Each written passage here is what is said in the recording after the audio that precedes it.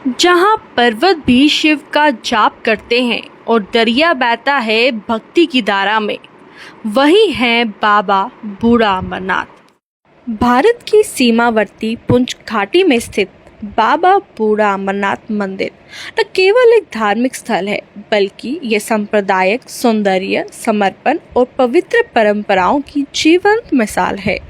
जम्मू से लगभग 246 किलोमीटर दूर राजपुरा मंडी क्षेत्र में स्थित ये मंदिर भगवान शिव को समर्पित है और इसे अमरनाथ यात्रा का एक अनिवार्य अंग माना जाता है।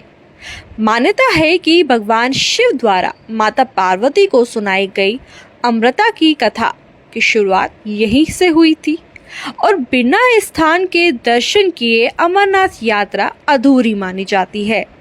इस महीने बाबा बूढ़ा अमरनाथ यात्रा 28 जुलाई को शुरू होने जा रही है। ये यात्रा महज 13 दिन की रहेगी और पहला जत्था भगवती बेस कैंप से 28 जुलाई को रवाना होगा। आइए जानते हैं इसका पूरा इतिहास। क्योंकि वो भोलेनाथ जी अमर थे, माता जी ने चाहा कि मैं भी अमर हो जाऊं कथा सुन के जी। तो भगवान जी ने जो उनकी विनती स्वीकार की, स्वीकार करने के बाद जो है भगवान जी को एक स्थान चाहिए था जहाँ उन्हें अमर कथा करनी थी जी। तो भगवान जी कैलाश से निकले, जब यहाँ पर पहुँचे तो ये स्थान को जो है बहुत प्रिय लगा, बहुत अच्छा लगा। तो कहा जाता है भगवान जी यहाँ पर रुक गए, तो उन्होंने निश्चय किया कि जो अमर कथा यहीं पर शुरू सुनाई जाएगी जी। तो कहते जब यहाँ पर अमर कथा शुरू की गई तो भगवान भोलेनाथ जी जो है समाधि में चले गए, क्योंकि उन्होंने कथा करनी थी। सामने उन्होंने जो है माता पार्वती जी को बिठाया तो कथा शुरू कर दी। जब कथा शुरू की गई तो भगवान जी समाधि में थे, तो माता जी भी जो है माता जी को निंद्रा माता ने अपने वश में कर दिया, माता जी भी सो गई जी। तो एक पेड़ था, पेड़ पर 2 कबूतर के बच्चे थे। तो जब भगवान जी कथा कर रहे थे, कथा उनने सुननी शुरू कर दी, क्योंकि जब भगवान जी कथा कर रहे थे तो उनको कोई आवाज़ आ रही थी होंके की, कोई कथा सुन रहा है जी। तो कहते जब वो कथा सुन के जो 2 कबूतर वो अमर हो गए। जब कथा समाप्त हुई तो माता जी जो है निंद्रा से बाहर आई, भोलेनाथ जी समाधि से बाहर आए। तो माता जी ने जो है भोले बाबा जी से हाथ जोड़ के प्रार्थना की कि आप हमको अमर कथा सुनाएं। तो भगवान ने कहा मैं अमर कथा सुना के समाप्त कर चुका हूँ। तो माता ने कहा मैंने कथा सुनी ही नहीं। इस पर भोले बाबा जी को क्रोध आ गया कि जब मैं कथा कर रहा था कौन सुन रहा था। जब उन्हें अपने दिव्य दृष्टि से देखा, जो 2 कबूतर कथा सुन के अमर हो चुके थे वो दिखाई दिए, भगवान को और क्रोध आया।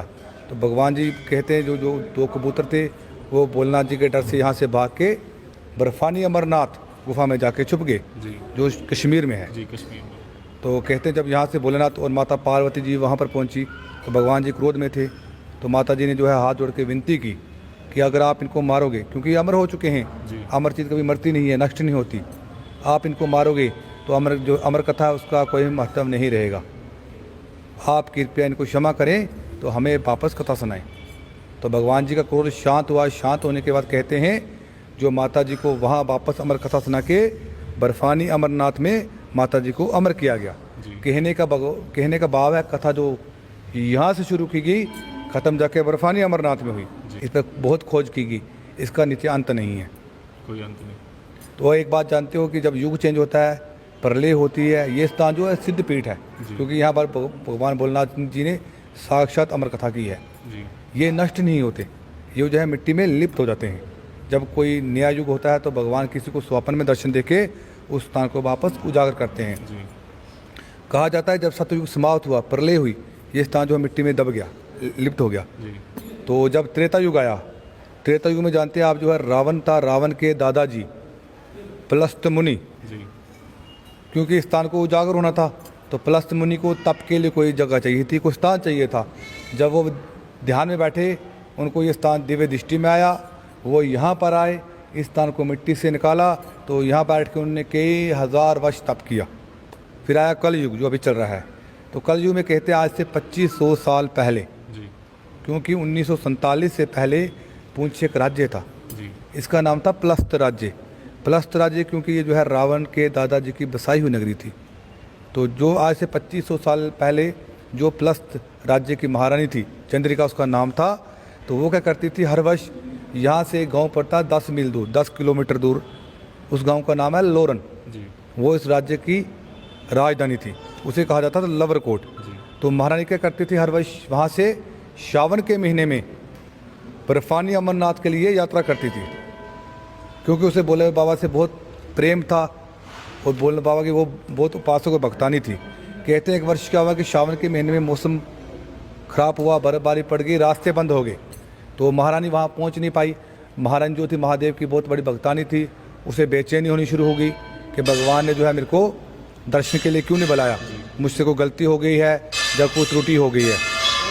तो रानी ने क्या किया, हठ योग, खाना पीना सब त्याग दिया कि मेरे को भगवान के दर्शन नहीं हुए तो मैं मृत्यु को प्राप्त करूंगी।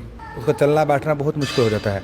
रानी की यही स्थिति होगी, रानी का चलना बैठना जो है बहुत मुश्किल हो गया। थोड़े दिन और बीतते हैं तो रानी को स्वप्न आता है। स्वप्न में महादेव खुद बूढ़े महात्मा का रूप धारण किए हुए रानी को दर्शन देते हैं। इस पर एक दासी मानती है। जब वो कक्ष के अंदर प्रवेश करती है, प्रवेश करने के बाद जब रानी को संदेश देती है कि महात्मा जी आए हुए हैं, क्योंकि वो साक्षात भोलेनाथ होते हैं। जब रानी को संदेश मिलता है तो भोलेनाथ जी के प्रभाव से रानी के शरीर में जान आती है, उठती है और चलना शुरू कर देती है। जो कोई अमरनाथ नहीं जा सकता है, बीमार है, किसी कारणवश वहाँ नहीं पहुँच सकता, यहाँ दर्शन करेगा, उसकी यात्रा पूर्ण है। और जो अमरनाथ जी के दर्शन करके यहाँ दर्शन नहीं करेगा, उसकी यात्रा पूर्ण नहीं मानी जाएगी।